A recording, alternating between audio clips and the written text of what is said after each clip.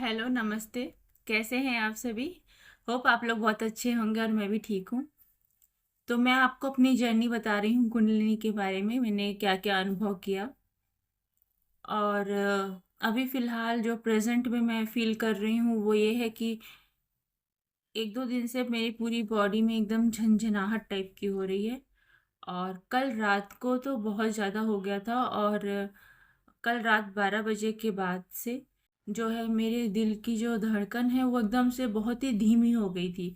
ऐसे लग रहा था कि हार्ट जो है ही नहीं, बहुत ही धीमा हार्ट बीट चल रही थी। और फिर मुझे लगा कि ऑक्सीजन नहीं आ रही शायद, फिर मैं छत पे गई और मैंने डीप ब्रेथ ली। थोड़ी देर तक मैंने वॉक की, जब डीप ब्रेथ ली मैंने खूब सारी, उसके बाद वो थोड़ा सा ठीक हुई। तो ये सब चीज़ें होती रहती हैं। और पहले मुझे लगता था कि ये जो हो रहा है ये मेरा कोई फिज़िकल, मुझे कोई प्रॉब्लम हो गई है उसके वजह से हो रहा है। बट ऐसा नहीं है। फिज़िकल तो प्रॉब्लम आपको जब होती है तो वो ऐसा नहीं है कि 1 महीने के बाद होगी, या फिर वो तो आपको होएगी, आपको फिर डॉक्टर को दिखाना पड़ेगा। लेकिन ये जो है ये कभी भी होती है, बीच में बिल्कुल नहीं होती हो रही थी, अभी फिर मैंने कल से इसको फ़ील किया है।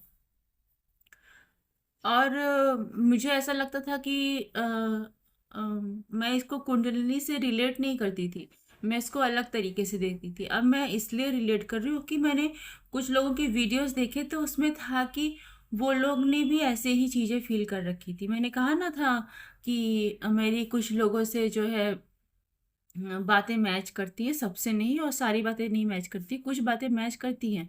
तो उसमें लोगों के एक्सपीरियंस है, और जो लोग कुंडलिनी के बारे में बता रहे होते हैं उनसे भी बातें मैच करती है। तो उसमें ये था कि बॉडी में झंझनाहट होती है, और वो एनर्जी जब हार्ट पे आती है तो हार्ट पे आने के बाद एक दबाव टाइप का बन जाता है हार्ट पे। जब दबाव बनता है तो मेरी तो हार्ट बीट एकदम स्लो हो गई थी, फिर कुछ देर के बाद वो ठीक हुई।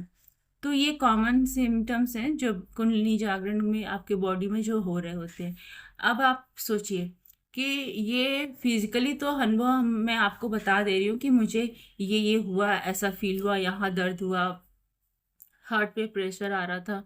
लेकिन जब कुंडली हमारे माइंड पे चली जाती है, यहाँ पे, तो जब यहाँ पर होती है उस समय क्या होता है?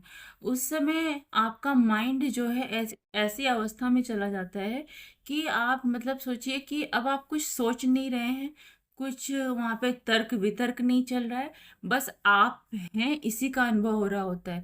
अब आप मेडिटेशन करें ना करें, आप ऐसे ही बैठे हैं सिर्फ, और आप बस ऐसे ही बैठे हैं, एक आनंद की अवस्था आती है। मुझे अब ये चीज़ समझ में आने लगी है, वो एक आनंद की अवस्था होती है कि आप बस ऐसे बैठे हुए हैं।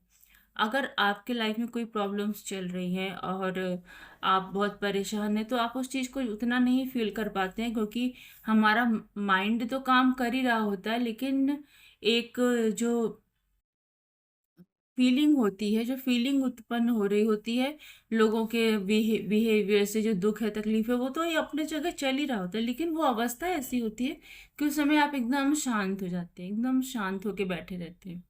और अगर आप दुख तकलीफ से बाहर हैं और लाइफ एकदम नॉर्मल चल रही है, तो ये चीज़ हम और ज़्यादा महसूस कर लेते हैं, क्योंकि हम उस कंडीशन में भी हैं। तो जब ये उस समय होता है तो हम बहुत ज़्यादा अच्छे से महसूस करते हैं।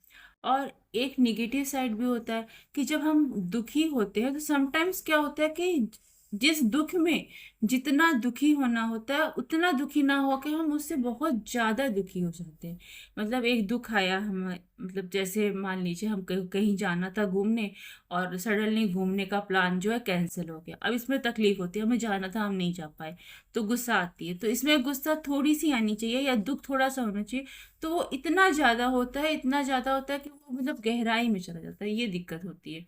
अब मैं अभी इस पे और जानूंगी समझूंगी कि ये मेरा पर्सनल बिहेवियर की वजह से है कि ऐसा और लोग के साथ भी होता है। पर मैं जो फील कर रही हूँ वो कि मेरे बॉडी में ये एनर्जी चल रही है। और मैं जो मेरा संकल्प था कि मैं लोगों को ज़रूर बताऊंगी कि क्या होता है, क्योंकि फेक बातें तो बहुत फैली हुई हैं। असली चीज़ें जो हो रही होती हैं, जितनी मेरी बुद्धि काम कर रही है, जितना मैं समझ पा रही हूँ, उतना तो मैं बता ही दूँ।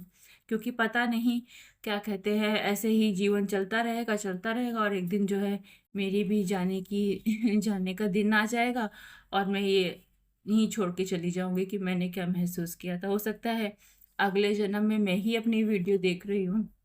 तो इसलिए मुझे ये बताना ज़रूरी था और मैं समझती हूँ कि अगर आपके साथ ऐसा कुछ भी हुआ है तो आपके पास फैसिलिटी है, फ़ोन है, तो ज़रूर शेयर करिए अपनी बातें। और मेरे को वो लोग बहुत अच्छे लगते हैं जो ट्रू ट्रू सब बताते हैं। ऐसे ही मैं ऐसे यूट्यूब की वीडियोस देख रही थी तो मेरे देखते हुए मुझे एक लड़की की वीडियो मिली। उस लड़की ने अपने फेलियर के बारे में बता के रखा हुआ था।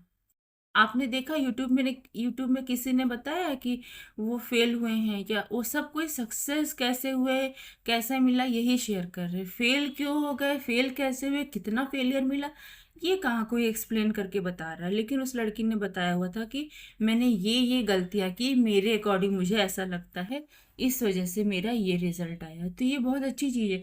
आप लोगों को अपनी सक्सेस के बारे में बताते हैं, सिर्फ फेलियर्स के बारे में भी बताइए, जिससे लोगों को पता रहे कि अगर हम इस रास्ते से जा रहे हैं तो मे भी फेल हो जाए, गलतियां ना करें वो। वैसे ही ये चीज़ें जो हैं कॉमन तो है नहीं, हर कोई जानता समझता नहीं है। तो जब आपके साथ कुछ ऐसा घटित हुआ है तो लोगों को बताना चाहिए कि हाँ, ऐसा होने के बाद ये स्टेप्स हो रहे हैं, तो किसी को हेल्प मिल सकती है इस चीज़ से। आगे भी मैं बहुत कुछ आप लोगों के साथ शेयर करने वाली हूँ। Thank you.